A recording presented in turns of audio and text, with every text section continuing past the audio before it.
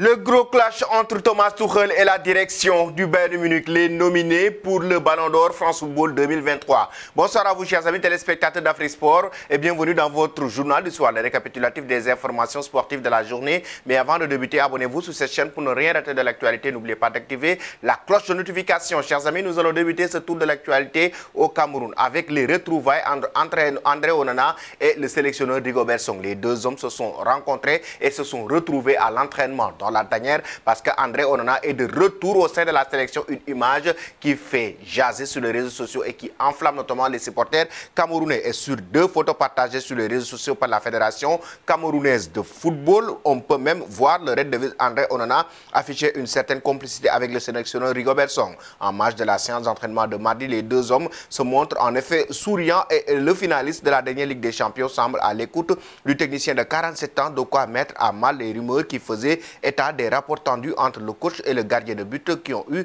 une vive altercation lors de la Coupe du Monde Qatar 2022. Maintenant, ils se sont retrouvés pour se concentrer pour les prochaines échéances du Cameroun concernant les éliminatoires de la Coupe d'Afrique des Nations. Chers amis, que pensez-vous du retour d'André Onana? Vous donnez vos avis en commentaire. Ensuite, nous allons parler de notre joueur africain. Il s'agit de Romain Saïs. Il a été prêté en Arabie Saoudite. Il n'a pas du tout duré du côté du Qatar. Pourquoi? La raison de ce départ précoce, son club qatari avait dépassé le quota de joueurs étrangers dans son recrutement concernant le recrutement notamment des joueurs au Qatar, et le nombre de recrutements qui lui a été déterminé est la limite de 7 joueurs. Il a donc fallu trouver un nouveau point de chute au Lion de l'Atlas de 33 ans. Ce sera donc, comme son compatriote Yacine Bounou, notamment au pays de pétrole, qui va poursuivre sa belle carrière. Son arrivée ne devrait pas faire du mal à son nouveau club. Al-Shabaab pointe en effet à un peu reluisante 17e place de la Saudi Pro League en position de relégable. La formation basée à Riyad, la capitale du pays, espère rapidement sortir de la tête de l'eau.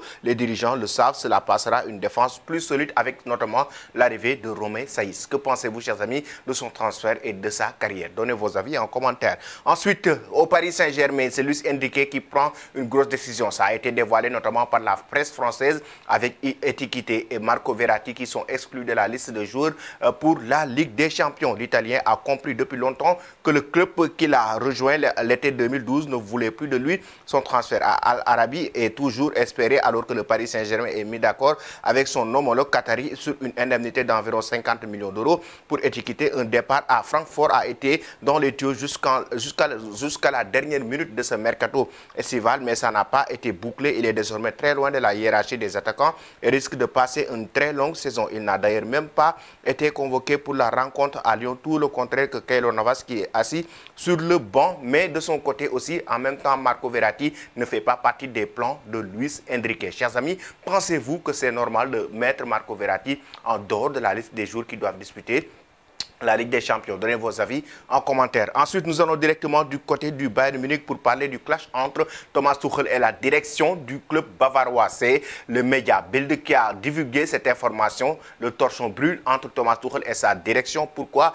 Il s'agit du mercato estival. Thomas Tuchel réclamait un certain profil de joueur et il n'est pas du tout satisfait de sa direction. L'effectif est un peu maigre, un peu petit. Nous avons 6 joueurs défensifs pour notre ligne de 4. A-t-il ainsi reproché avant la rencontre face au Borussia Mönchengladbach le week-end dernier? Pourtant, comme l'explique le journal Bild, des solutions de dernière minute ont été proposées à Thomas Tuchel, comme par exemple un nouveau prêt de João Cancelo, refus du technicien, provoquant l'incompréhension du parti du staff. Mais ce qui contrarie le plus Thomas Tuchel, c'est l'absence du numéro 6 qu'il a tant réclamé, provoquant d'ailleurs l'incompréhension des dirigeants et de ses propres joueurs. Le transfert avorté de João Palhinha, qui avait le temps de poser le maillot du Bayern Munich pour lequel le club bavarois avait concédé un effort conséquent en lâchant la somme de 65 millions d'euros, reste à travers de la gauche du coach. La direction incarnée par le président du conseil d'administration et le directeur technique Marco Nepe n'a pas apprécié être pointé du doigt par Thomas Tuchel, d'autant plus que le recrutement du numéro 6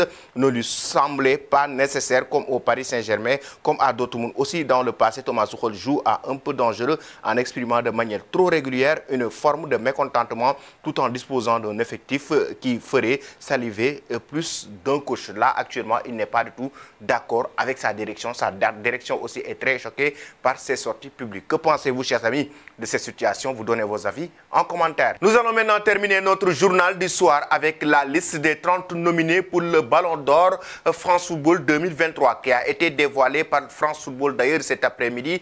Ensuite, il s'agit de 30 joueurs qui ont été nominés par rapport à ce titre individuel qui sera remis dans les prochaines semaines à venir. Et il y a en même temps 30 joueurs et des joueurs africains qui y figurent parmi cette liste des 30 nominés pour ce titre de Ballon d'Or France Football 2023, même si on sait qu'il y a des favoris comme Erling Haaland ou encore Lionel Messi sont à la bataille pour remporter ce titre. Mais les 30 nominés, donc, chers amis, comme vous le savez, sont déjà connus. Il s'agit de Josko Vardiol, Jamal Musiala, André Onana, il y a Karim Benzema, Mohamed Salah, Bukayo Saka, Kevin De Bruyne, il y a Jude Bellingham, il y a en même temps Randal Kolo Muani, Bernardo Silva, il y a Kivcha Kvaratskhelia, il y a Nicolo Barella, Emiliano Martinez, Ruben Diaz, Erling Haaland, Martin Odegaard, il y a Ilkay Gundogan, Yacine Bounou, Julián Alvarez, Vinicius Junior, Rodri, Antoine Griezmann, Lionel Messi, Lautaro Martinez, Robert Lewandowski, Kim Min-jae, Kylian Mbappé, Luka Modric, Victor Osimhen, Harry Kane. Voici donc, chers amis, la liste des 30 nominés